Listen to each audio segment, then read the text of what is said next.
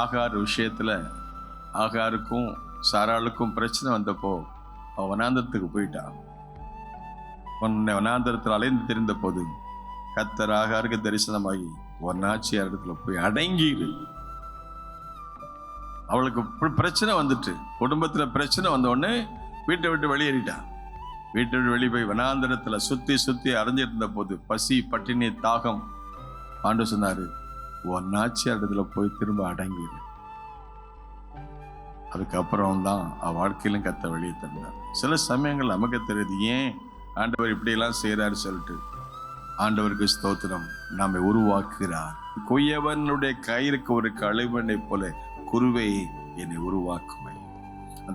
அந்த காத்திருக்கும் சமயத்துல நம்ம ஷேப் பண்ணுவார், நம்ம உருவாக்குவார். நம்ம உருவாக்கி நம்மை வணைந்து எஜமான் பயன்படுத்தும் பாத்திரமா, கணத்துக்குரிய பாத்திரமாய் மாற்றுவார். அல்லேலூயா சொல்லுமா. சவுலை பவுலாக மாற்றுவதற்கு அவர் கொய்யவனுடைய கயிறை அந்த பாத்திரத்தை போல அவனை உடைச்சு அவனை உருவாக்கி அவனை உபயோகப்படுத்தினார். ஆண்டவருடைய திட்டம் என்னவென்றால், கர்த்தர் உனக்கு தரிசனத்தை கொடுத்தா கேட்டு வாங்க, அதுக்காக காத்திரு. அது பொய் சொல்லாது. அது தாமதித்தாலும் அது நிச்சயமாய் வரும். ஆமென் சொல்லும். ஹல்லேலூயா.